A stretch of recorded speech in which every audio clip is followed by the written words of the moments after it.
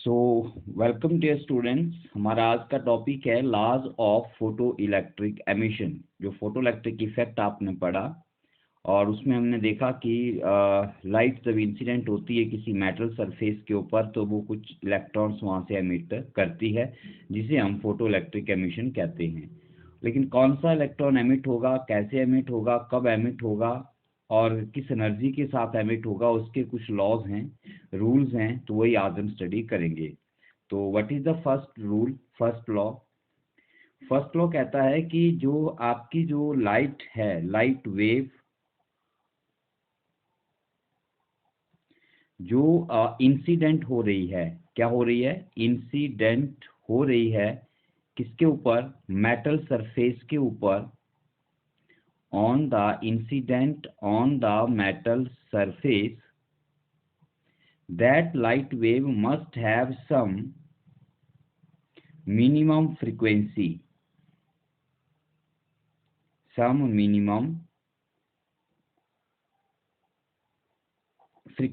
जिसे कि हम लोग एक नाम भी देते हैं, पहले पढ़ चुके हैं, थ्रेशोल्ड फ्रीक्वेंसी। क्या कहते हैं हम उसे बच्चों? उसे कहते हैं हम लोग थ्रेशोल्ड फ्रीक्वेंसी। एक मिनिमम फ्रीक्वेंसी की लाइट वेव होनी चाहिए। मीन्स कि अगर जैसे लेटर से दैट किसी का ये हमने एक जैसे हम लोगों मान लेते हैं कि किसी मेटल सरफेस के लिए थ्रेशोल्ड फ्रीक्वेंसी जो है उसे हमने न्यू नॉट से डिनोट किया था। तो उसकी वैल्यू जैसे मान लो न्यू नॉट है, देन व्हाट विल हैपन? अगर कोई भी लाइट रे या लाइट वेव, लाइट एनर्जी या रेडिएशन इस फ्रीक्वेंसी से लेस अमाउंट की होगी, मतलब उसकी फ्रीक्वेंसी अगर इससे लेस होगी, तो आपका फोटो इलेक्ट्रिक एमिशन जो है वो नहीं होगा। Photo electric emission will not take place. ठीक है, ये हम पहले भी पढ़ चुके हैं। तो ये आपका फर्स्ट लॉ है। फर्स्ट लॉ कहता है कि फोटो इलेक्ट्रिक एमिशन होने के लिए या किसी मेटल सरफेस से इलेक्ट्रॉन एमिट करने के लिए हम लोगों को जो लाइट वेव यूज करनी है उसकी फ्रिक्वेंसी कुछ मिनिमम फ्रिक्वेंसी, जिसे हम थ्रेशोल्ड फ्रिक्वेंसी कहते हैं, उससे ज्यादा होनी चाहिए। ठीक है, और ये इंडिपेंडेंट ऑफ द इंटेंसिटी होती है। दैट मीन्स कि अगर फ्रिक्वेंसी जो है वो थ्रेशोल्ड से कम है और इंटेंसिटी आप बढ़ाते रहेंगे तो भी आपका फोटो इलेक्ट्रिक एमिशन जो है वो नहीं होगा। लॉ नंबर 2 कहता है बच्चों कि the number of photo electrons emitted per second. क्या कहता है? लॉ नंबर 2 कहता है कि number of photo electrons, photo electron क्या होते हैं? वो इलेक्ट्रॉन जो कि एमिट होते हैं, emitted per second, emitted per second, एक सेकेंड में कितने इलेक्ट्रॉन एमिट हो रहे हैं, that is directly proportional to the intensity, that is directly proportional to the intensity of the incident wave। वो इंसिडेंट वेव की इंटेंसिटी पर डिपेंड करेगा। मींस हायर इंटेंसिटी होगी तो ज़्यादा इलेक्ट्रॉन एमिट होंगे एक सेकंड में, मतलब rate of emission of electron ज़्यादा होगा, और लोअर इंटेंसिटी होगी तो rate of emission of electron जो है वो कम होगा। लोअर में कम होगा और हायर में ज़्यादा होगा। लेकिन यहाँ पर जो फर्स्ट लॉ की कंडीशन है वो इम्प्लीमेंट रहेगी। फर्स्ट लॉ की कंडीशन क्या कहती है? आपको वहाँ पर वो ऐड करनी पड़ेगी। यहाँ वो कहती है प्रोवाइडेड द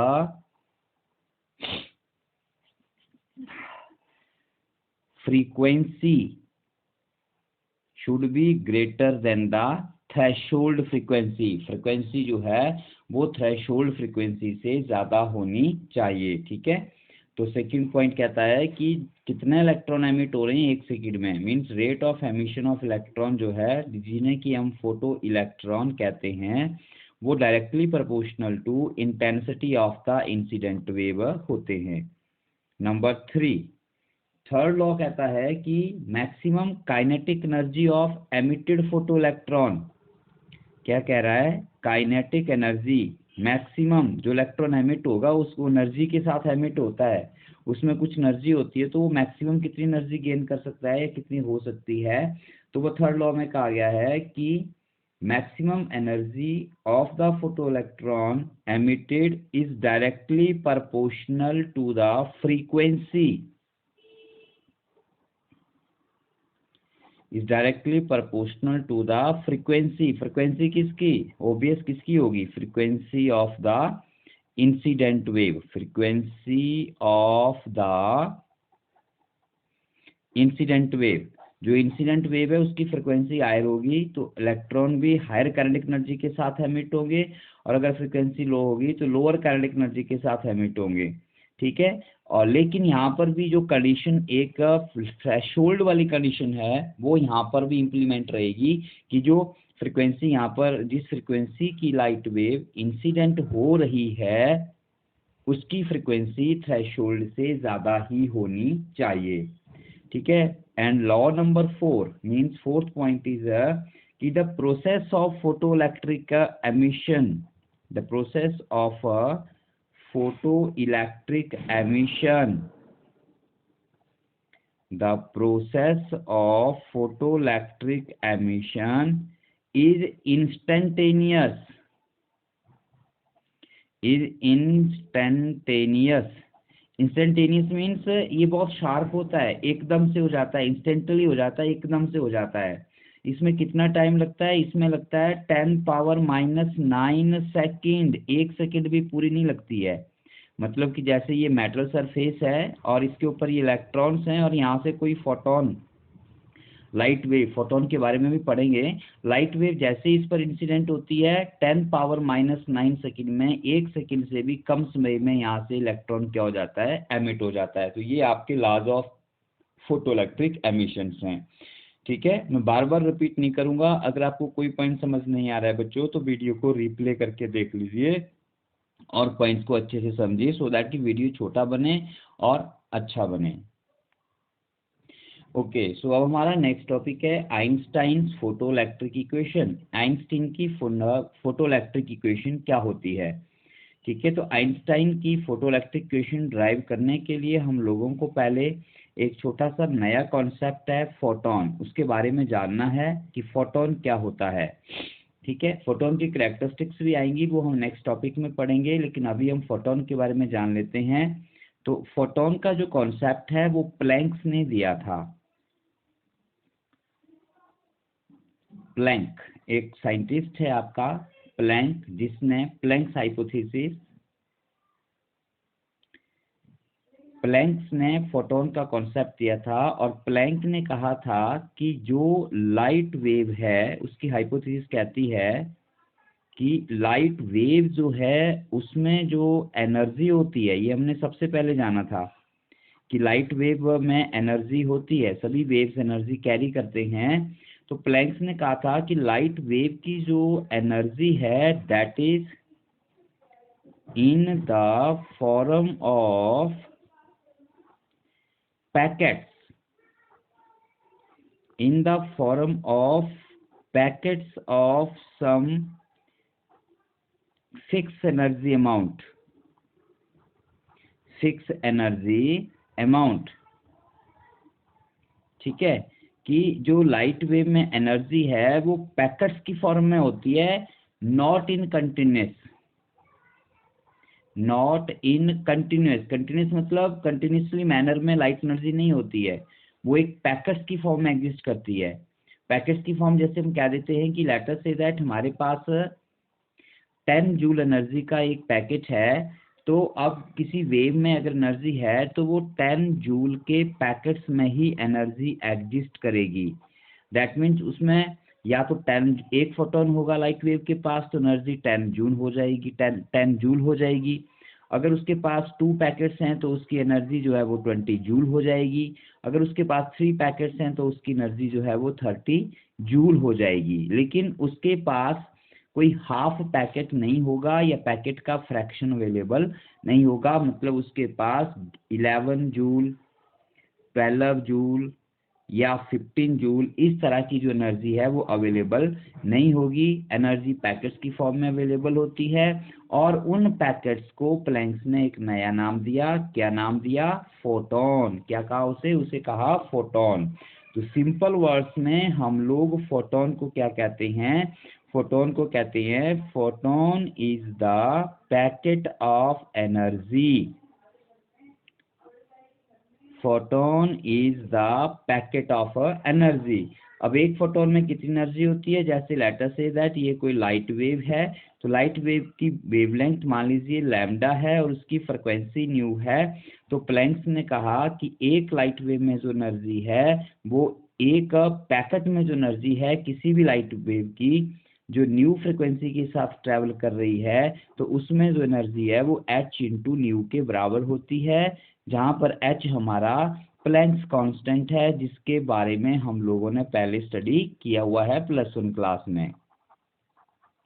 नाम सुना था हमने कहीं पे कि प्लैंक्स कांस्टेंट h एक कांस्टेंट आता है और E is equal to h nu एक एनर्जी का फॉर्मूला होता है। ठीक है, तो ये है आपका फोटोन, राइट। अब किसी भी अगर हमें मोर ओवर यहाँ से आगे आप लोग इसको और भी एक्सटेंड कर सकते हैं थोड़ा सा, तो आगे पढ़ेंगे उसके बारे में। बस ये एक इक्वेशन अभी लर्न कर लीजिए और एक चीज़ और समझ लीजिए कि जो आपके फोटोन हैं वो एक fix amount of energy equal to h nu carry करते हैं, और जो लाइट वेव है उसमें एक एक फोटोन, 2 फोटोन, 3 फोटोन, इस तरह से एक क्वांटाइज्ड मैनर में, इंटीग्रल मैनर में फोटोन जो है वो होते हैं।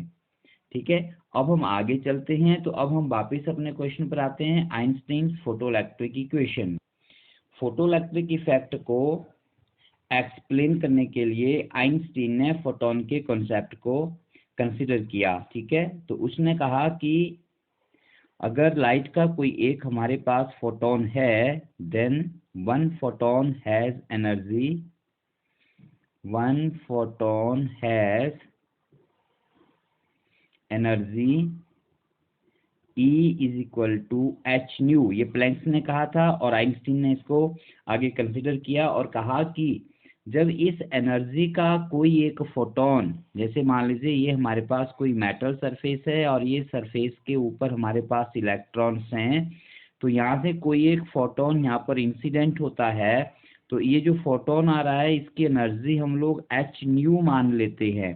H knew that is E is energy of this photon. ठीक है, तो आइंस्टीन ने कहा कि जब इलेक्ट्रॉन यहाँ से मान लो कोई एक इलेक्ट्रॉन रिमूव होता है, ये इलेक्ट्रॉन हमारा यहाँ से बाहर निकल गया, तो उसने कहा कि ये जो फोटोन की जो E equal to h nu energy है, ये 2 तरह से यूज होती है। कैसे यूज होती है? पहला काम, it is used to remove the electron, to remove the electron.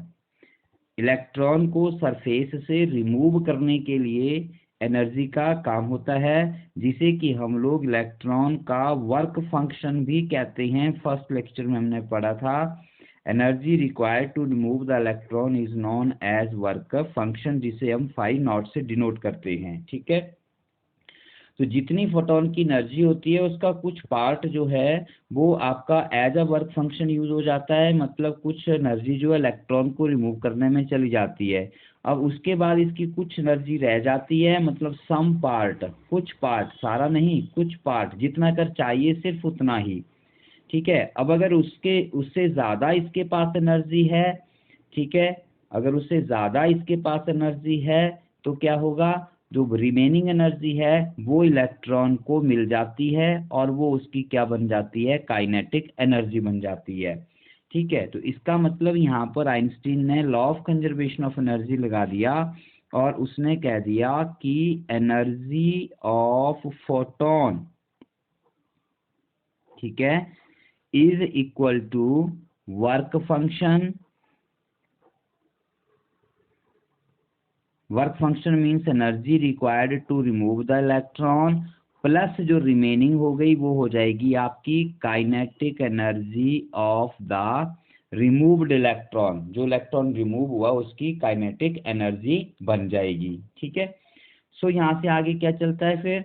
तो एनर्जी ऑफ फोटोन कितनी है बच्चों? वो हमारी एच न्यू है और वर्क फंक्शन हमारा 5 नॉट है, प्लस काइनेटिक एनर्जी को हम के ई लिख देते हैं। काइनेटिक एनर्जी को क्या लिख देते हैं हम लोग?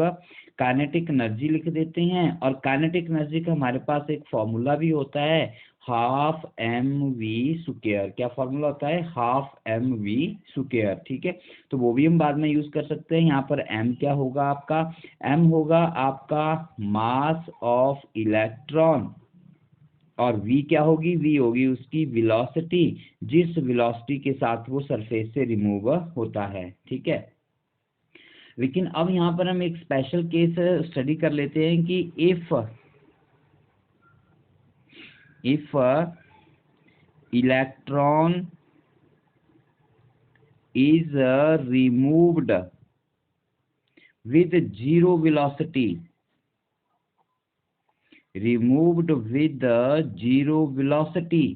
और आप ये बोल सकते हैं कि उसकी काइनेटिक एनर्जी क्या है? जीरो। अगर ऑब्जेक्ट की वेलोसिटी जीरो हो तो काइनेटिक एनर्जी भी क्या होती है? जीरो होती है। तो उसका मीनिंग ये हुआ कि जितनी सारी एनर्जी थी फोटोन की, वो सारी वर्क फंक्शन में यूज हो गई। अब वर्क फंक्शन तो कांस्टेंट होता है, वो कम या ज्यादा नहीं हो सकता। इसका मतलब उसके पास केवल उतनी ही एनर्जी थी जितनी उसके वर्क फंक्शन था, और उसके काइनेटिक एनर्जी जो थी इलेक्ट्रॉन को बिल्कुल भी नहीं मिली। ठीक है, तो जब उसको काइनेटिक एनर्जी नहीं मिली तो उसका मीनिंग ये हुआ कि वो मूव नहीं करेगा, और उसकी जो वेलोसिटी है वो क्या रहेगी बच्चों? वो जीरो रहेगी। ठीक है, उस केस में जो उसकी फ्रीक्वेंसी है न्यू, वो आपकी थ्रेशोल्ड फ्रीक्वेंसी बन जाती है। तो हम लोग न्यू नॉट कह देंगे, जो कि आपकी उस मेटल की क्या कहलाएगी? वो कहलाएगी थ्रेशोल्ड फ्रीक्वेंसी। दैट मीन्स अगर आप काइनेटिक एनर्जी को जीरो रखते हैं तो आपका जो न्यू है वो न्यू नॉट हो जाएगा, और फाई आपका वर्क फंक्शन है, और प्लस काइनेटिक एनर्जी आपकी जीरो हो गई। ठीक है, इसका मीनिंग ये हुआ कि आपका जो वर्क फंक्शन है वो किसके बराबर है? Work function H nu not के इक्वल होता है। तो इस वर्क फंक्शन को इस इक्वेशन में अगर हम पुट करें तो हमें क्या मिलेगा? देखिए, तो हमें मिल जाता है, देखो, h nu is equal to phi naught plus kinetic energy है। फाई नॉट का वैल्यू हम लोगों ने क्या रख दिया? H nu naught plus kinetic energy. ठीक है, यहाँ से हम काइनेटिक एनर्जी का फॉर्मूला निकाल लेते हैं। एच न्यू नॉट को इधर ले आते हैं, तो ये बन गया kinetic energy is equal to h nu minus h nu naught, और काइनेटिक एनर्जी का फॉर्मूला लिख सकते हैं आप लोग, half m v square is equal to h into nu minus nu naught. ठीक है, तो इसे कहते हैं हम लोग आइंस्टीन्स फोटोइलेक्ट्रिक इक्वेशन।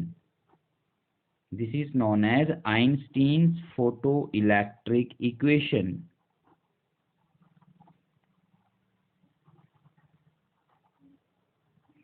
इस इक्वेशन के बेस पर लॉज ऑफ फोटोइलेक्ट्रिक इफेक्ट भी हमारे जो है वो एक्सप्लेन हो जाते हैं। जैसे हम फर्स्ट लॉ लेते हैं। फर्स्ट लॉ कहता है कि एक मिनिमम फ्रीक्वेंसी की लाइट होनी चाहिए, कि जो इंसिडेंट हो रही है न्यू, वो ग्रेटर देन न्यू नॉट होनी चाहिए, तभी फोटोइलेक्ट्रिक एमिशन होता है। तो कैसे होता है? देखो, हम मान लेते हैं कि let us suppose that new less than new not है, वो न्यू नॉट से छोटा है, मतलब फ्रीक्वेंसी जो है वो थ्रेशोल्ड से कम है, ज़्यादा नहीं है। तो जब थ्रेशोल्ड फ्रीक्वेंसी से कम होगी इंसिडेंट वेव की फ्रीक्वेंसी, तो काइनेटिक एनर्जी क्या हो जाएगा? ये इक्वेशन आपको बताएगी half m b square h into nu minus nu not.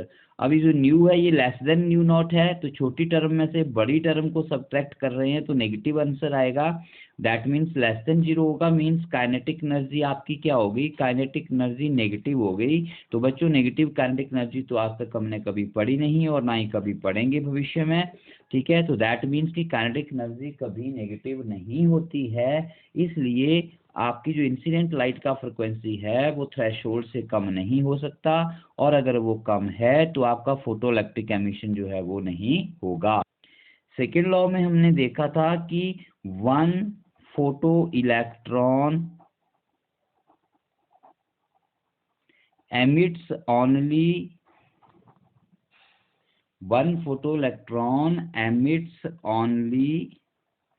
one electron. एक photoelectron one photo sorry, one photon emits only one electron, एक फोटोन केवल एक ही इलेक्ट्रॉन को एमिट करेगा।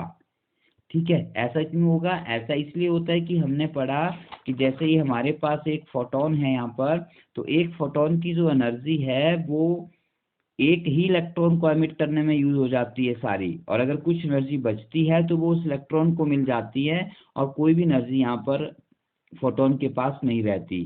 ठीक है, इसका मीनिंग क्या हो रहा है, ध्यान से समझिए कि अगर फोटोन के पास मान लीजिए 20 जूल एनर्जी है और इलेक्ट्रॉन को निकालने में मान लो 15 जूल एनर्जी चाहिए, तो उसकी जो 5 जूल एनर्जी हमारे पास बच गई वो आपकी इलेक्ट्रॉन को मिल जाएगी, जो कि उसकी क्या बन जाएगी, काइनेटिक एनर्जी बन जाएगी, और पूरे का पूरा फोटोन, कंप्लीट होल फोटोन एक खत्म हो जाएगा।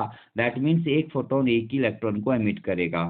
ठीक है, ऐसा नहीं हो सकता कि जैसे मान लो हम लोग यहाँ पर 30 जूल का फोटोन इंसिडेंट करवा देते हैं और वर्क फंक्शन हमारा 15 जूल है तो 2 इलेक्ट्रॉन एमिट होंगे, ऐसा नहीं होगा।